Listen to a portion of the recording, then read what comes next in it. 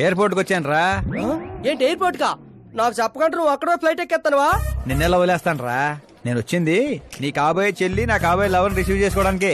ఎవరు బాబా చెల్లె? మన హోమ్ మినిస్టర్ కూతురు రా. హోమ్ మినిస్టర్ కూతురా? ఓ రాజేశో, హోమ్ మినిస్టర్ కూతురట. ఒరేయ్, హోమ్ మినిస్టర్ కూతురుతో పెట్టుకుంటే ఎన్కౌంటర్ చేస్తారు. వచ్చాయి ప్రేమ కోసం పోతే చరిత్రలో మిగిలిపోతాం రా కర్రీ బావా.